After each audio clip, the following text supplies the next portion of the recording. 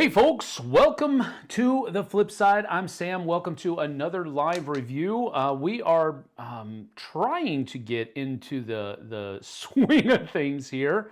This spring, it just seems like everything happens and I have zero control over it. So that's just the way it goes sometimes, I guess. I had this scheduled for 2 p.m. My time, which I was absolutely down and ready for. I went to go pick up our internet went out last night and we thought that the modem broke. And so we called Spectrum and we set everything up to where I could pick it up this morning as soon as they opened at 10. I got there at 10:30 after I dropped the museum packages off into the mail. And picked it up, brought it back, set everything up, called them in to activate. We're not getting a signal on your modem. Great. Well, that means it's not the modem. It's not any of the equipment. There's something else wrong. So we have to have a technician come out. And it just so happened that they were able to schedule it today. So I couldn't skip that opportunity. Usually you have to wait like 48 hours or something to that effect. So, and she said he can be there between 2 and 3 o'clock. And I was like, well, snap. That's exactly when I'm supposed to be live. All right, go ahead and schedule it. I'll just reschedule the live stream. That's just the way it goes sometimes. Tom is here. What's up? Good to see you. Just saw a meme that says, I love board games, especially the ones where you arrange cheese and meat and crackers and grapes and then eat it. I'm so good at that one. Yes. Well, there is actually a board game where you do that. You can't eat it though, because it's all cardboard pieces. But you can arrange all of the cheeses and meats and all of that kind of stuff. So that is out there. Charcuterie, the board game. It's a great game. Mike is here. What's up? What's up? Good to see you. Thank you for being here. Eric is here. Another live review. Let's see what this guy thinks of this. Like it matters, right? How's the saying go? Opinions are like hair follicles. Everybody has them. I'm pretty sure that's how the saying goes. Pretty sure that's how it goes. Starting as usually, so positive. Victoria Ketchum is here. What's up? What's up? I love Jesse and your play of this the other week. Yeah, it was a good time.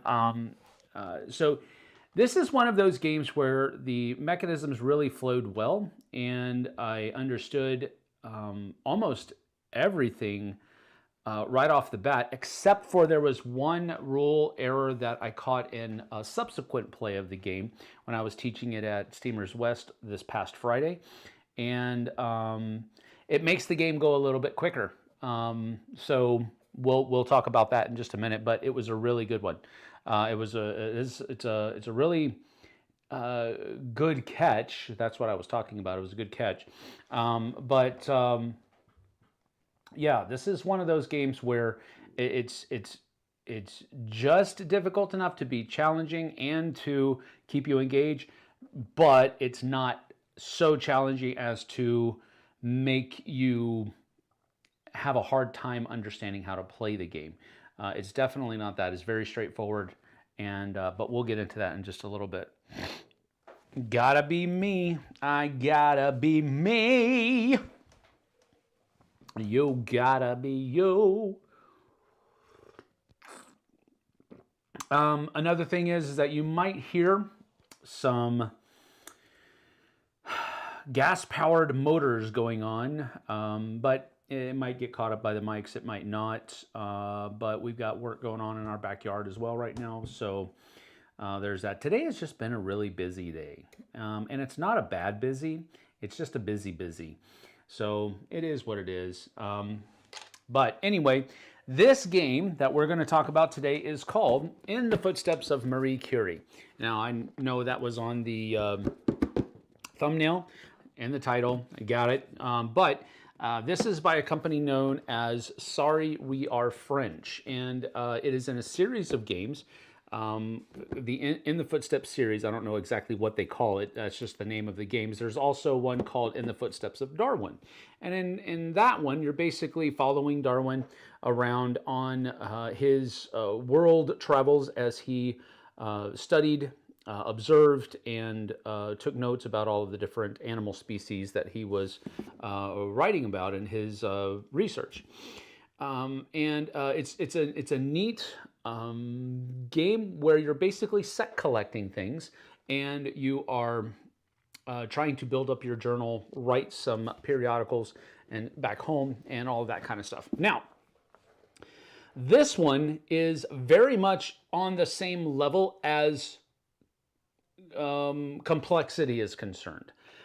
There is about the same amount of things going on, but in this one, it's a different kind of game. In the other one, you're doing set collection, and there is some set collection in this with the activity cards, but in the other one, it just has a little bit of a different feel about it. This one is a little bit more straightforward, and it's much more of a resource management and set collection. I think that resource management is probably the highest level of engagement that you have with this game. But anyway, it follows the life of Marie Curie, the renowned radiologist. No, that's probably not right. She began, or rather, she furthered the study and research and medical uses of radiation. And so, and unfortunately, she inevitably died of cancer because of that exposure to all of this radiation before they really knew what was really going on. She actually, I found out through playing this game that she actually had a bit of radium at her bedside, and she used it as a night light. You know, maybe if the rock is glowing, don't put it next to your head. Just saying. But again, there's some there's some medical knowledge that we've reached since she was alive that would inform us of that, right? But it's just one of those things where you're like, wow, people actually did that. And there's a lot of different stuff. We'll talk about the almanac in a little bit, but generally speaking, we'll get down to the table. I'll explain how to play the game, and then we'll talk about some of the different, some of my different pros and cons and all that kind of stuff.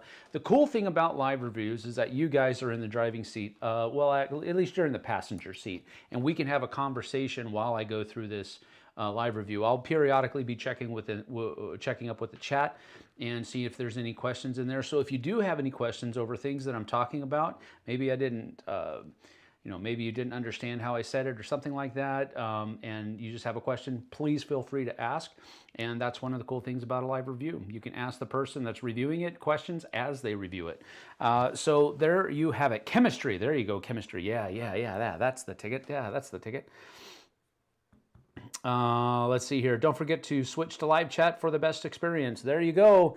I've already done that, but thank you, Luke, for that reminder. Let's see. Darwin complexity is 1.7. Curie is 2.0. Yeah, okay, sure.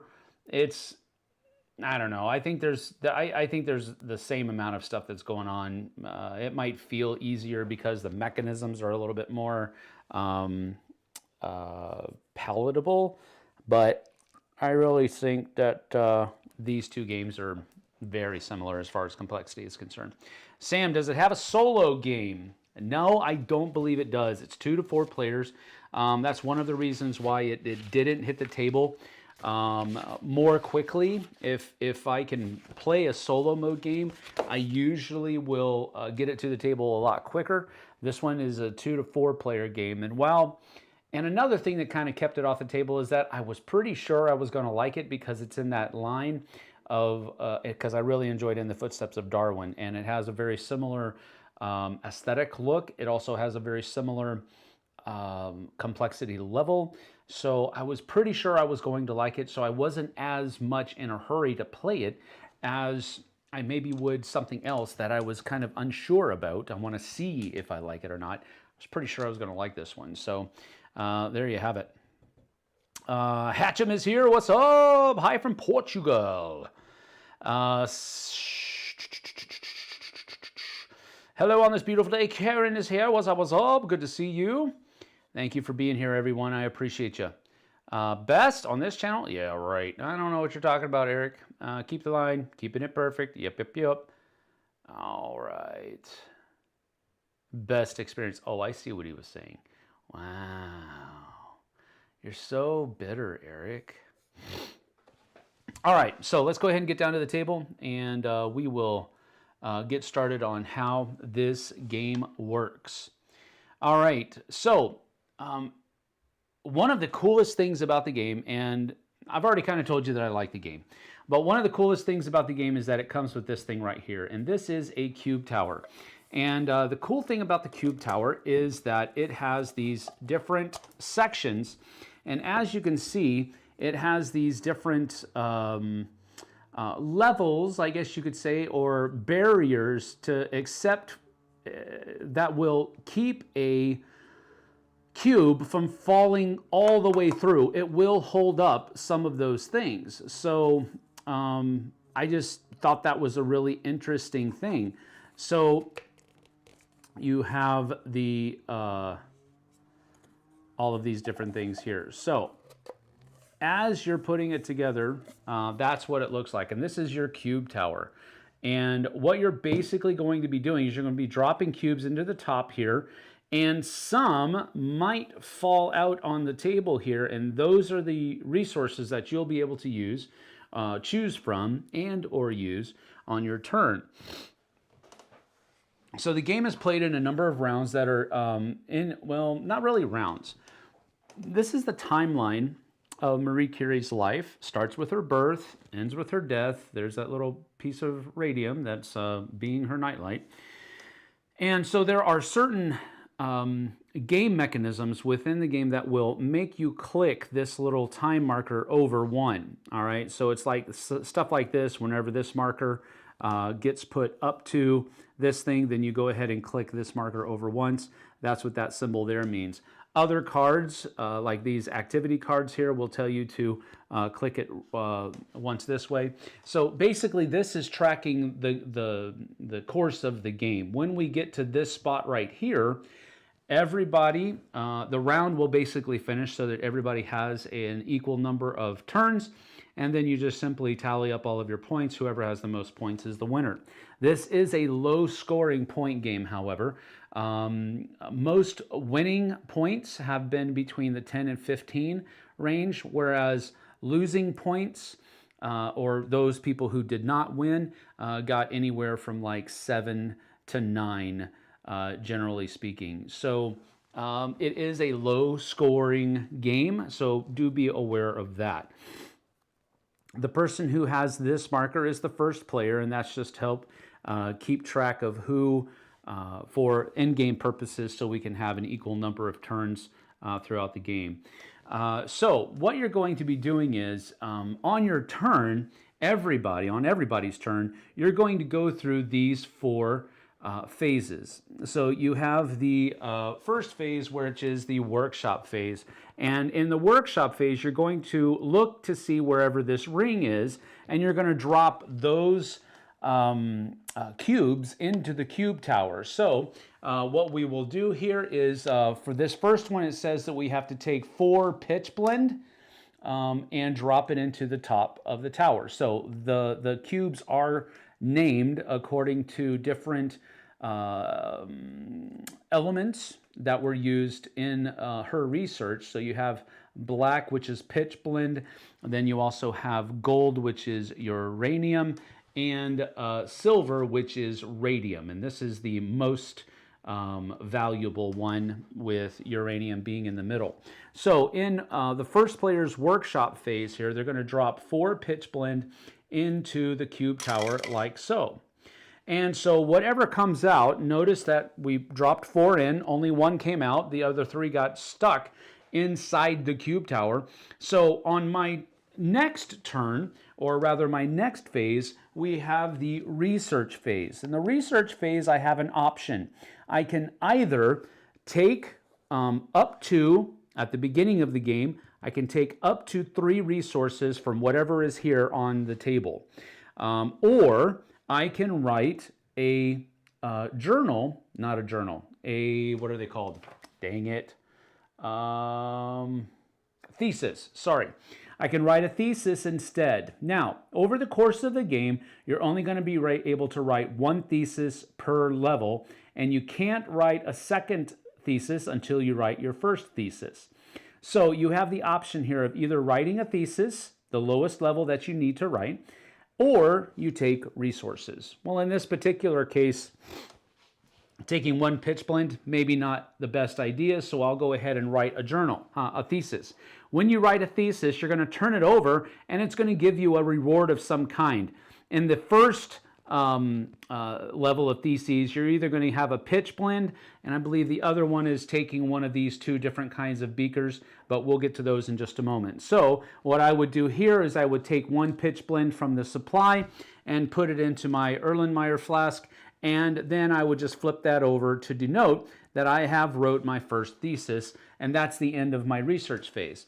Then I would be able to go on to my experimentation phase, which is where I'm going to be able to validate any experiments that I have out here, and these would be, for example, if I took one of these and turned it over, this is a experiment that I now have to validate. And if I validate it, I'm going to be able to turn this over, and now it has this symbol on it, which adds to this symbol, which means that in the research phase now, in the future, instead of just taking 3, I can now take 4 cubes from the table here. So that's what validating these experiments are all about. I also have the opportunity to validate my beginning experiment, and they are different from everyone. There are 5 different personal goals or objective tiles in the game. You shuffle them and you hand them out randomly. This one specifically means that if I ever reach, every time I reach a maximum number of cards on any of the different activity card types, I get to score a point. Other ones are like this one. There are a couple of different events. So 1903, when this person comes to 1903 and they're able to spend a uranium and a radium to get a point, they'll get an additional point, and then the same thing will happen over here in 1911. If they can spend 2 radium to get a point, they'll get a second point. And then once they do both of those, you simply turn it over to denote that it has been completed. The other thing that you can do during this phase is you can perform transformations, and that's basically where you're going to take the cubes that you have and upgrade them in some way, shape, or form.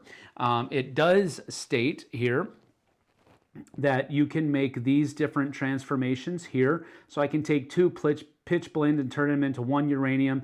I can take 2 uranium and turn it into 1 radium, or I can take 2 radium and a uranium and turn it into a point. You can do any number of these in any order that you want. It does not matter as long as you have the cubes to pay for it. You can even use, for example, if you had 1 uranium out here and 2 pitch blend, you could turn those 2 pitch blend in for another uranium and then use both of those uranium to turn it into a radium if you wanted to. You can do these any number of times in any order that you want to. Another thing that you can do during the experimentation phase is you can purchase activity cards.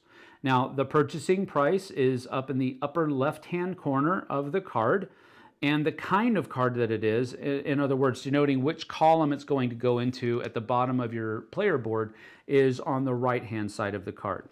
At the bottom, it will show you what reward you're going to get for how many cards you have of that kind, including the one that you just purchased whenever you take it. So the first time I take these 2 cards, these 2 kinds of activity cards, because they're the same, I'm going to be able to write a thesis, whichever one I need to write, whichever one is the lowest, the first one. When I take the second one, I don't get a reward, but when I take the third one, I'll get to write another thesis, and so forth and so on. This one over here, if I buy this first one, I'll be able to take either a round bottom flask or one of these beakers here and put it into my experimentation area, my choice. Whenever I do a second card, same thing. Whenever I do a third card here, I'm able to take a pitch blend. A fourth one gives me a point. A fifth one gives me a point and the Marie Curie token, which basically gives me another transformation that I can use on my experimentation phase. And if I end the game with her, then I also get an additional point at the end of the game. This one right here, the beaker, whenever I purchase my first card of this type, I get a uranium. The second card, I get a radium. The third card, I'll get a uranium, and I'll move this once, and so forth and so on.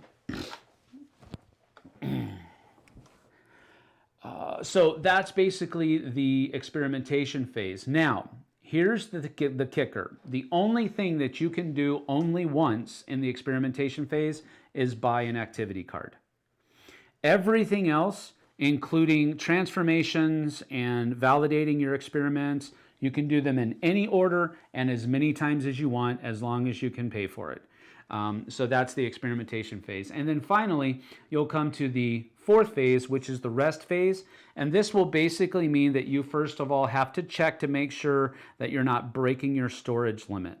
Everyone starts with a storage limit of 3 elements in their Erlenmeyer flask.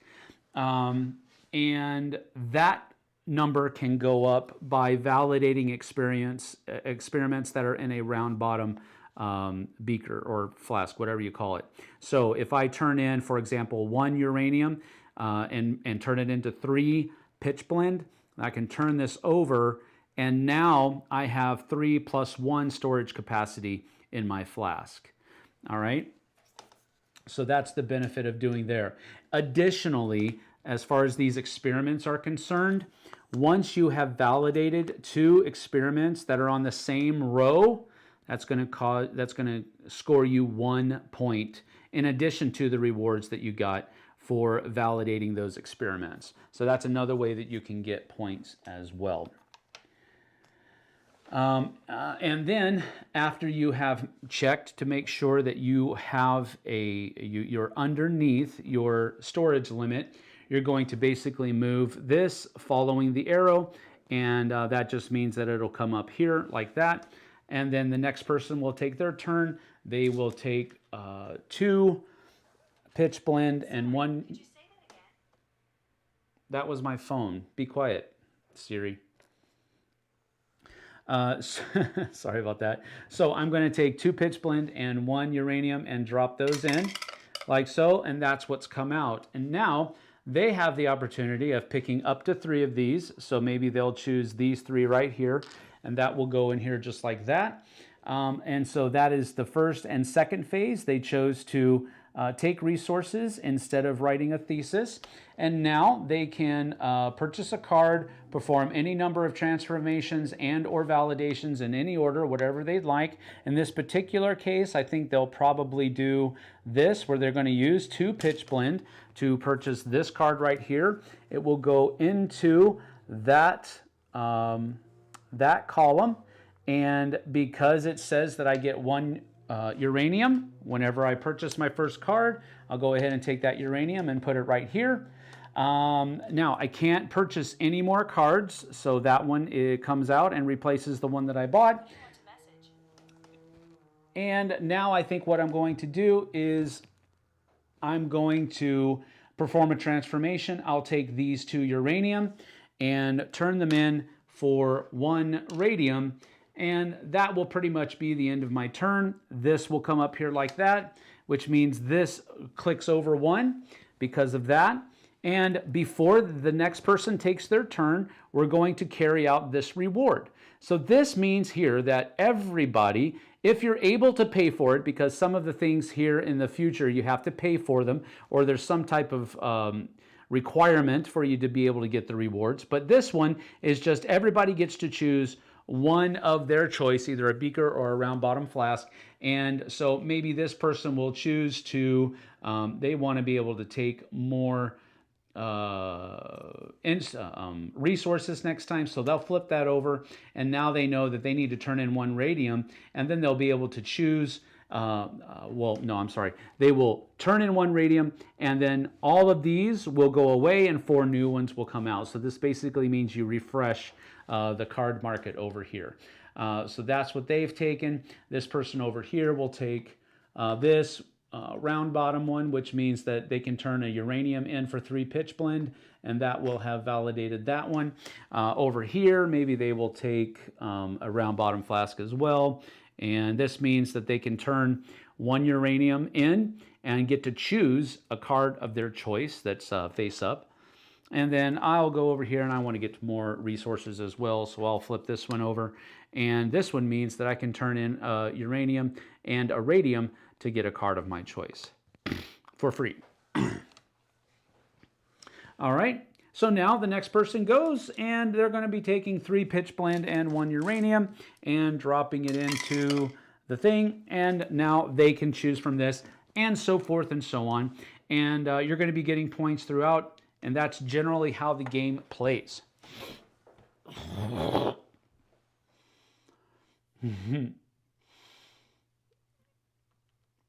All right.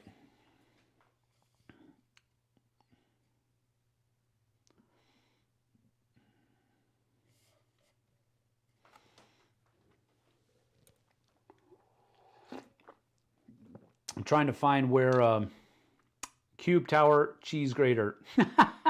No, it's not a cheese grater. That's pretty funny though. What do you think? Do you have to also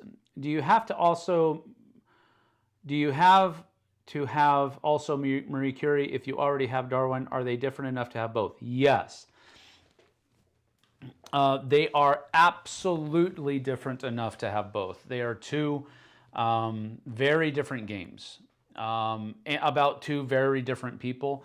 And one of the things we haven't talked about yet is the appendix and the, what is it called? The biography and explanations and all that kind of stuff, which is very much different. One of the things that I think is really cool that both of those games do, but they are both very much different. So if you like the one, you will probably like the other, but that does not mean that they are similar games. It just means that they have a very similar target audience, I guess, and they're both good games. They're both good designs. I understand they are 2 totally different games, Micah. Yes, that is correct, Eric. Thank you for that. Got to give you something to complain about, like I needed. So I need to have 2 totally different games. Sure. Technically, when I got on chat, I greeted everyone. Well, thank you, Tom. Sam, can you get more than 1 of each thesis? No. You can only have 1 of each thesis. The thesis levels, let me go back down to the table real quick and I'll show you. So basically the thesis levels I showed you the one where you got a pitch blend. The other things that you can get in level 1 are basically you get a pitch blend, or you can choose one of these 2 different kinds of beakers. In level 2, it has the same. You can choose one of those, or you can get one of those uraniums, or you can get 2 pitch blends. So that's level 2. Level 3 is moving the time marker forward and get a radium, only getting a radium, getting a pitch blend and a uranium and moving the time marker, or getting a pitch blend and a uranium. So that's what level 3 does. And then level 4 has, you get a radium and the Marie Curie token. You get a victory point and you move the marker. You just get a victory point, or you get a radium, a uranium, and move the marker. So one of the reasons why this is meant to replace, because generally speaking, it's very similar. The theses that you write are going to be giving you resources or things that you can use, and then at the beginning of the game, and then towards the end of the game, or towards the end of the writing of these theses, it's going to be moving the time marker a little bit faster, and it's going to be giving you points. So in the first 2, it's giving you stuff that you'll be able to use in order to generate points. In the 3rd phase, It's giving you really useful resources. And then in the fourth thesis, it's giving you more points and moving that time marker pretty much, and handing this out if nobody has it. One of the things about the Marie Curie token is that if you have it, doesn't mean that you keep it.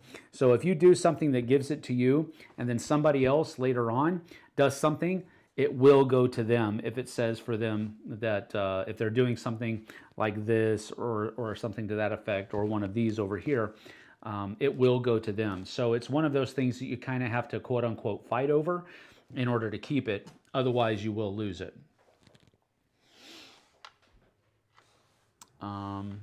Let's see.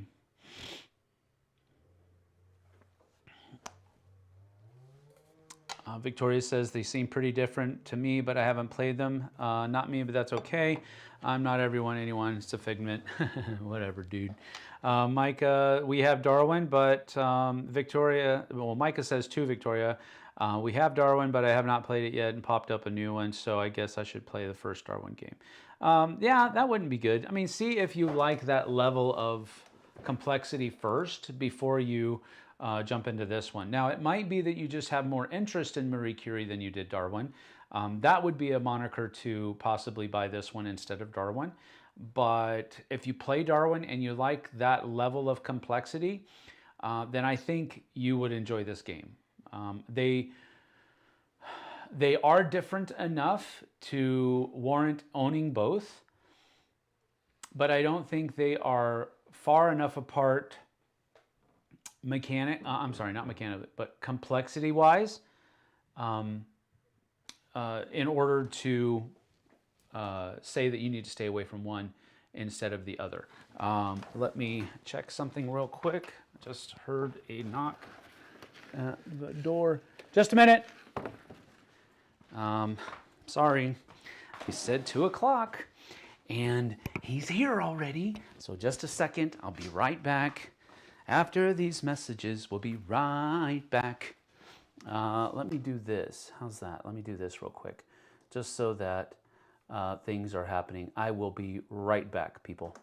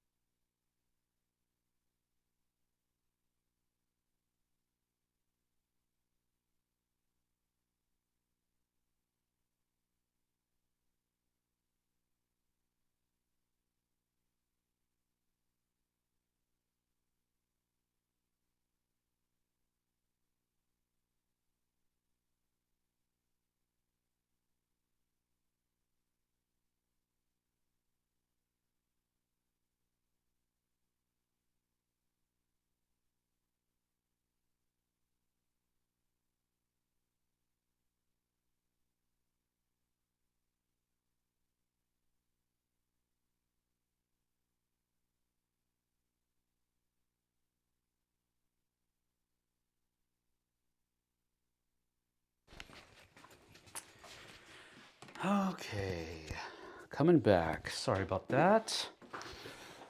And let's go ahead and go right back here. Boom, boom. Goose fraba. Goose fraba. See, if I'd have known they were going to be here early, I wouldn't have rescheduled it.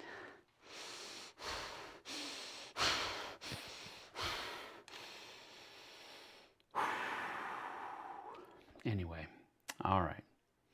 Yes, I am talking about board games this time. I'm hearing voices. Shh, he's back. All right, playing games on a board game channel. What? Are you nuts? Over the weekend, I played the new Santorini, Nar, and Bonanza. Wow, Bonanza is a game I haven't played in a long time. I did get a shipment notification for Santorini Pantheon, so we'll go ahead and do that. But we're moving on. Trying to find anything else out here. Let's see. I like the intro music. Anybody play? Sorry, yeah, I did. At least he didn't start with the intro music loop. Insert commercial here. You're right. Let's go out to the lobby. Let's go out to the lobby. Yep, that's pretty much what I felt like. I'm sorry. I'm the only one here. There's nothing I can do about it. If you want to restart their stream it too, that works for me. I don't know about that. All right, so basically what we're doing here is we're going into my final thoughts here. We've had some really great questions so far. First question was if you already own Darwin, is it warranted to own this one as well? I think it is. They are not similar enough to say that, well, I have one, I don't need to go get the other one. But I do want to say a caveat with that, you don't need any more games. So I'm not trying to say go out and, max out your credit cards and all that other kind of stuff and get this. I'm not saying that. But what I am saying is that if you like this level of game, if you've played Darwin, you like that level of complexity, you like the engagement on a historical basis that the game provides, and you would like to have another game that does that plays differently, In the Footsteps of Marie Curie is very much that way. The mechanisms are not similar at all, and the subject matter is not similar really at all, except for the fact that they're both scientific themes. I think that's enough on that. Component quality has been good. Some of the more kind of surface level stuff about the game, I do want to talk about this now. It is going to be one of my absolute top-notch pros of the game, and that is this right here, the appendix. If you remember on the board, you saw that the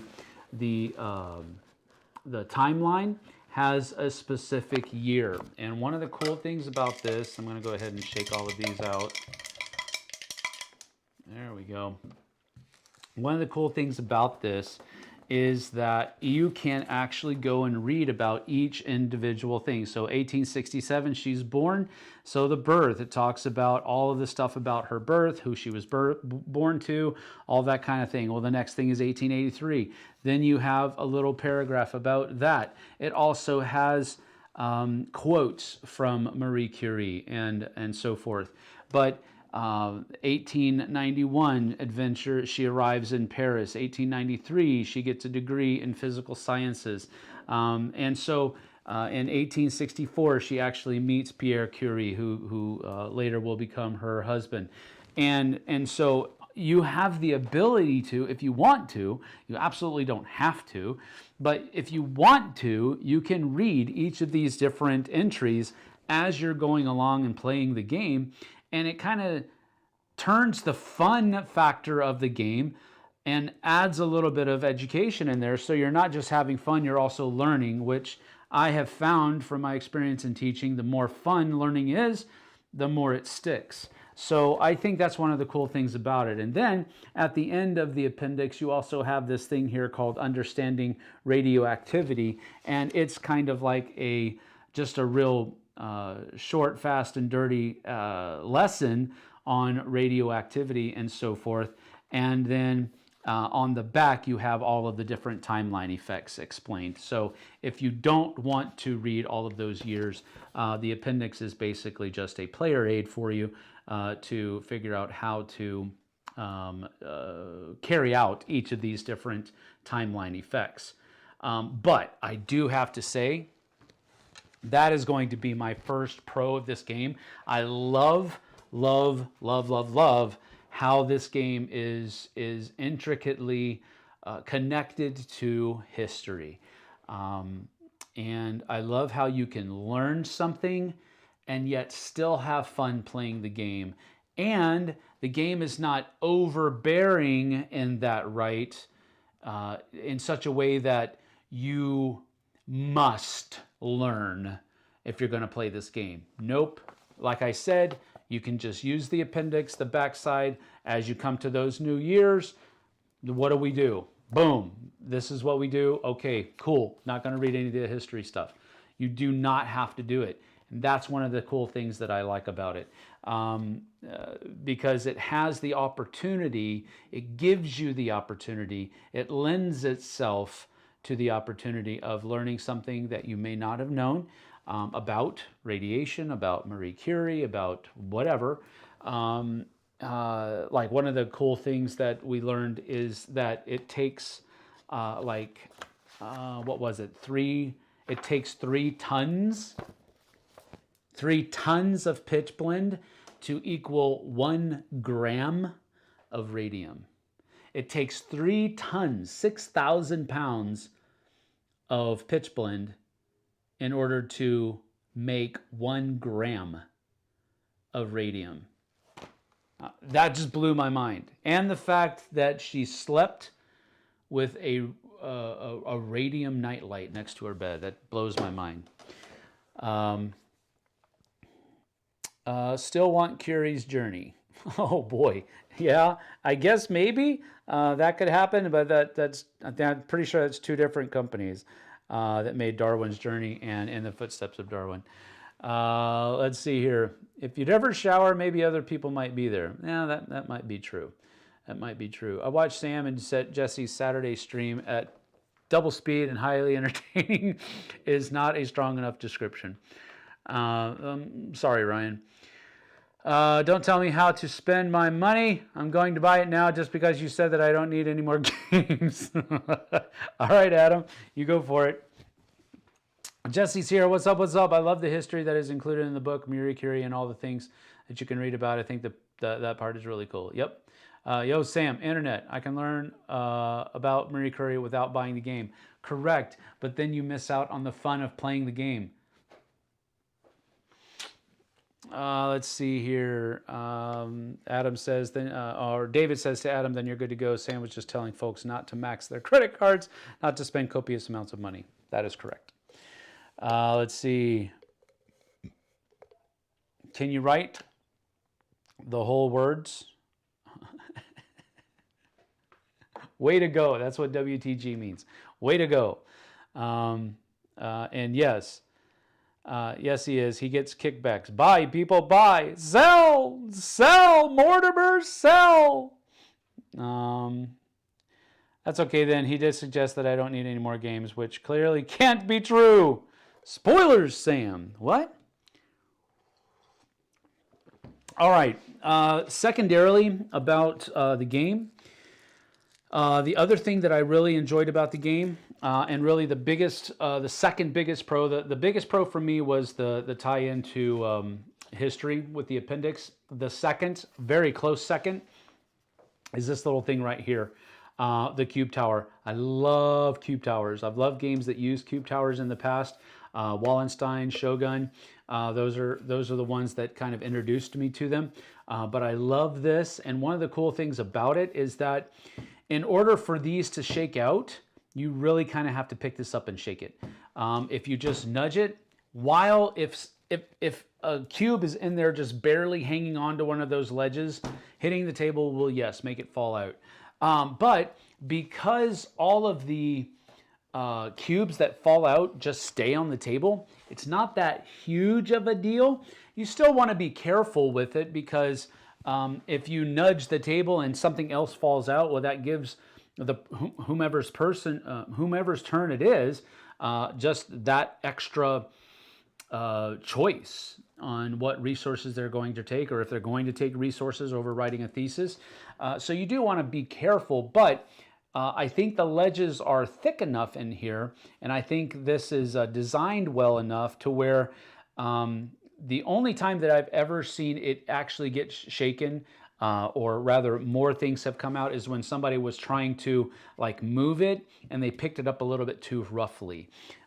So it's a well designed. It does break apart so that it fits back in the box well. So this is one of my favorite things about the game. I love cube towers, and it's probably an unfounded, illogical love of mechanism, but I really do enjoy cube towers, and this is my second pro. I love the fact that they've utilized it in such a simple yet unique way. So yeah, there you have it. Another pro for me are the activity cards. I did enjoy those, although they were probably further down the priority on things that I liked, because it really just felt like a set collection mechanism, just to have a set collection mechanism in there. Yes, it did help you do other things in the game that helped you do better in other aspects of the game. And I think while useful, it wasn't like, woohoo, yeah, I get to buy activity cards. You know, it's not like that. So I think the activity cards were cool, don't get me wrong, but they were the one mechanism that I was like, that could have been something else, but it's not bad, you know? So good, but not great, all right? Another cool thing that I liked about it is the workshop dome that determines what cubes are dropped into the cube tower. The game comes with 3 different ones. So you have a front side and a back side denoted by the 1 and the 2. And then you have a little 2 player here, 3 player on this one, and then 4 players. So you do have, basically this is the way that they kind of tailored the game and the number of players that you have so that it plays evenly throughout all of the different player types. So I think this was a cool thing as well. It also built into it a little bit more of, for example, in a 2-player game, when you have fewer cards being made or fewer theses being written, it has baked into it more movement of this time dial so that the game moves along at a similar pace as it would with a higher player count. And as you go into it, you'll see that like this one has 3 of them on it, and it's the 2-player game. This one has 3 players, and it only has 2 movements of that time marker. And then in a 4-player game, it only directs you once over the course of this. So basically the way this works, I didn't explain this earlier, I'm sorry.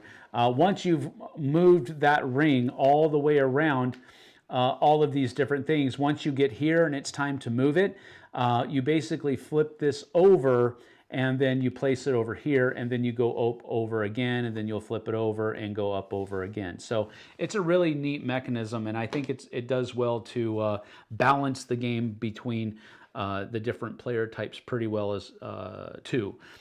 Just because I like how this tells you what you're going to be dropping into the cube tower, and you just have to follow those directions. It's a really neat mechanism. I really enjoyed it.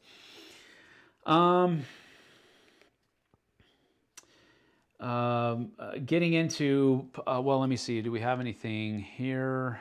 A 2.0 complexity. Is it really that simple opinion? Or would you say not an intro game? What's the playtime for this game? I believe the box says 40 minutes. Yeah, 20 minutes? No, I don't think you'll play the game in 20 minutes. But this is probably a 45 to 60 minute game. This is about an hour. I would say hour max. And if you've played the game before with other people, then you're probably getting down to that 30 to 40 minute, but I can't see 20 minutes. I don't know why they put that on the game. That was probably just developers who were speed playing to see how fast they could get it done to get that bottom rung on that time ladder. I would say it's about 45 minutes to an hour, generally speaking, especially your first game being a teaching game or a learning game. The next question was, do you think that it is really that simple? Is it an introductory game? I would not call this a gateway or introductory game. I think there's enough mechanisms going on. I think it's going to be simple for seasoned board gamers. I do not think this is a good game for an introductory. However, if I've found, as I've talked to people and learned their experiences, I've found that interest in the theme of the game bridges a lot of that difficulty in learning because you are more invested. So if you have somebody that is a Marie Curie fan, I don't even know if those exist. Maybe they're a chemist and they are interested in, and they've always been interested in Marie Curie, but they've never really played that many board games. I think you could go into that kind of situation with this game and be fine, because there's going to be a lot of the things that they're already somewhat familiar with. It's not like you're going in carte blanche. There's a little bit of ideation about the IP already, or not the IP, but the theme already. But across the board, probably not. In a gateway experience, I probably would turn to Darwin a little bit easier, because it does have a little bit more of a simple style to it. With this one, you're gaining resources and then you're taking those resources and turning them into other things. And that sometimes provides a hitch for people. And they have they have less confidence understanding, even though it's very clear here on the player board. They'll ask questions like, well, can I go backwards on those? Can I take a uranium and turn it into 2 pitch blend? And the answer is no. You can never go backwards on any of these transformations on the board. You can only go from left to right. You can never go from right to left when performing transformations. So I would basically say, Eric, that I think in the right situation, I think this would do fine as an introductory level game, but I would not automatically go to it in an introductory scenario unless I knew that the person had an interest in the game already, or they had an interest in the theme. Maybe Gateway Plus. I'm a fan. She's hot. Yeah, she's radioactive. Radioactive, radioactive. Let's see. Yeah, I would say, my goodness. I would say that yes, this is probably a next step kind of game, not an introductory level, but I would say that I think it's an immediate next step away from introductory game. I do not think it is that difficult. There is not so much going on that I think people will get lost. But I think certain aspects of the game, they might have a little bit of difficulty understanding, but it's just up to you.